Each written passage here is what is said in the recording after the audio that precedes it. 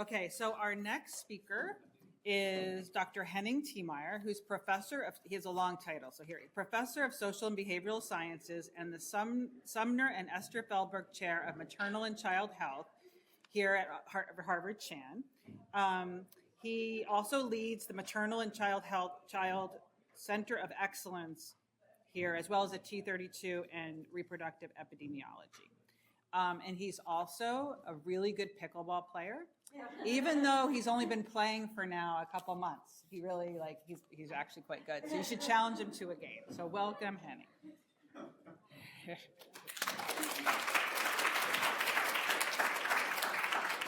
I don't know whether the long title or the fun fact embarrasses me more. Welcome and good morning. So there is a very strict format for this symposium, I understood, and so I was put down to talk about ADHD and some very defined intervention, but it was not really what I wanted to talk about, so bear with me, I'll change the topic down the road. I have one slide on the assigned topic, so I'll do that quickly, and then I'm free to move on. Nobody told me I have to speak for 15 minutes. On it. So this is the one slide on ADHD. Screen time does not cause ADHD. Why? We did a very nice study published last year in JAMA. We essentially did genetic confounding studies, which we can model. And what it showed to us is really that, and it's very specific for this association with ADHD, was different with internalizing disorders. But what drives some children to really sit behind the screens is also what determines in part their attention problems, their delayed gratification problems and things, and the genetic overlap was quite astounding. So, and that's not just, correcting for PRS, but it's really a complex model. So it was the end of this topic for me, so, if it doesn't cause it, what do I care? So I'll talk about something else. I'll stick to screen time just to have a line of thought, but it's screen time, so not social media use, just beware. And I'm interested in body mass, so call that a developmental parameter. But I'm really interested in sensitive periods.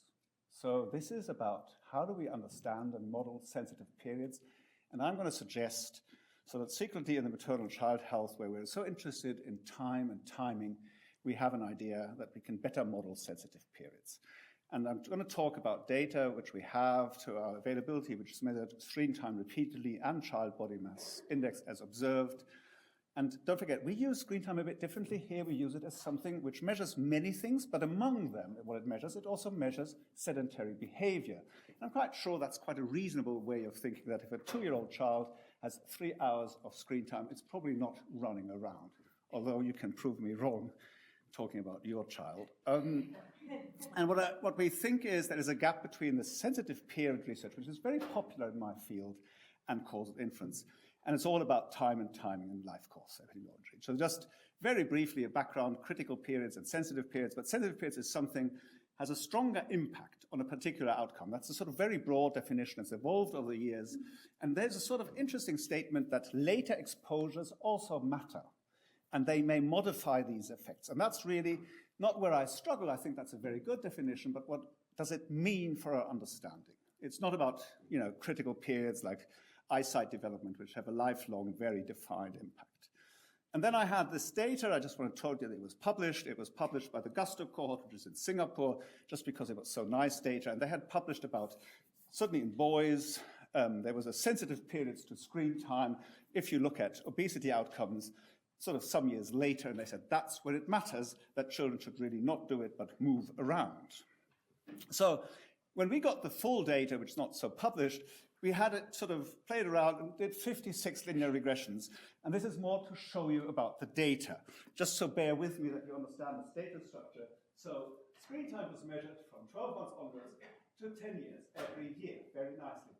And actually at the same time, BMI was observed. So essentially, if you want to play around, you can take the 3-year measure and relate it to that measure, or that measure, or that measure, and you get sort of this plethora of results, which essentially all of them are in one direction, from quite significant to not so significant.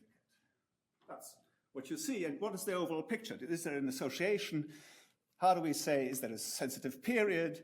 Is there an overall effect? Anyway, so they published this in their paper. They said that there is a sensitive period, which is not so convincing for several reasons. So because we have these questions, is there a sort of constant effect? Are there things like latent effects, really, that it has in, if you have screen time now, and you think of other sensitive periods, are there latent effects? Is there really a sensitive period effect? So latent would be the duration of effect. Sensitive period is the specific timing. And what they didn't care about, but of course we care about time-varying confounders and chained exposures. And just contrasting that with other sensitive periods, which are very famous here from the Harvard Empire, Erin Dunn's work, where sort of was also involved, and I must admit.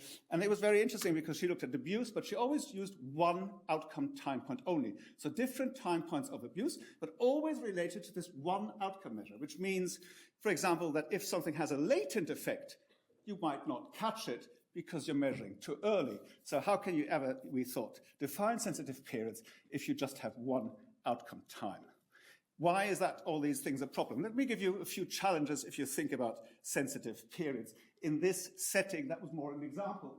And that really, I'm not going to show, I'm not a big hero of DAGs, but here they go.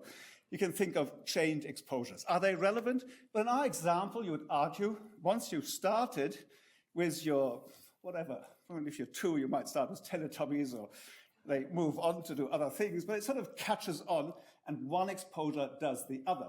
That can be argued for screen time, for social media, for everything. I think once you're there, there is a causal chain. It makes you do more. So it's actually quite hard to see, are there really sensitive periods from here, or is it really the chained effect? So it's very hard to see how our classical regression models would deal with that. It gets even more complicated. I told you latent effects. So let's take just the X2. This is a time of exposure. This is the exposure, so that would be screen time. It could have a direct effect, very short on BMI, but it could also have a longer effect only. And if it only has this effect, it's actually quite complicated to model. And we go on, and this is, I need not explain that so much, time-varying confounders. And actually they get quite complicated because in our example, let's say maternal BMI, that might change over time, and the associated eating habits of the mother might change over time. That really relates to all these things, but it's actually even more complicated if we think of child mental health in this association, because that could be something that's affected by the screen time, and then the mental health changes. This is the confounder that's already impacting your exposure again. So there's both a mediator, if you wished, to the outcome, but it's also time varying, so it's a very complex scenario. So how do we deal with that if we really want to know to deal with it? And then there was this, so this is putting it together, it really gets quite complicated. I won't bore you with this. So Ryan Keane, one of my postdoc PhD students, had this idea we should use G estimations to really understand that, to understand sensitive periods. So we can then model with one model for each sequential exposure nested within previous times. And that does indeed, I'll read it to you, just for the full exposure and covert history, you can do essentially sequentially randomized trials if we do, and we also account very well for time-varying confounders. And we can deal with two things which are quite special, at least two things. We can deal with these causal chains, and we can deal with these confounders that are also mediators. So that's what he helped us program, and Una, who did it, is in the room. So let's see what it resulted in. Well, the first thing is we found an overall effect. Overall effect is actually quite complicated to define. I'll read it to you just to get it right. So it's a very, very small overall effect. It's 0.045 standard deviation. That's how much you achieve if you substantially reduce your screen time. Now, this does assume sort of a linear association, but if you reduce your screen time, you have a tiny overall effect. And that's assuming it's constant, and it's just the effect that you'll have on every other outcome measured later. And you can see what a standard deviation is. If you have 5 years, its BMI is 15, around 15. The standard deviation is actually not so that big. So it's a tiny, tiny overall effect that we found if we put it together. It makes sense. And did we find latent effects? I can make that story short. If you get very nice latent effects, if you do one, you can express them as one step forward. Note that these were yearly measures, so it's very easy to translate in years. It's essentially years forward, 2 years forward. The effects are all non-significant, so there's overall effect, but there's no real latent effects here. And as they proposed, they said there was latent effects. We don't see them. And there's no sensitive periods either. So it's a very general over effect, because once you account for these changed effects, these disappear, these sensitive periods. That's it, really, what we did. That's all we found. I'll just summarize it. So we did find an overall effect, a small overall effect in boys, that if they have more screen time, they sit more. And I think the most important thing is really that we show the importance of time-varying confounders, these changed exposures, and the concept of latent effects if you do sensitive period research. I want to thank them, but I want to emphasize this again. So I would argue that much of our sensitive periods models are not helping this causal inference. That's the message here today. They're not helping us because we are not deeping. We could do it quite easily, but we're not doing time-varying confounders, which I think in most of them are very important. We're not dealing with chain effects. And for many of them, not here, but for many of them, latent effects would be a very reasonable assumption. So I think we'll have to go to a more complicated model for this question. They are there, but of course we need very good data. That is, I think, the same questions that Kerry addressed. We can, I think, only answer with observational studies if we don't do trials, if we have these repeated measures of both the exposure and the outcome and the relevant confounders. And that's what we need to collect.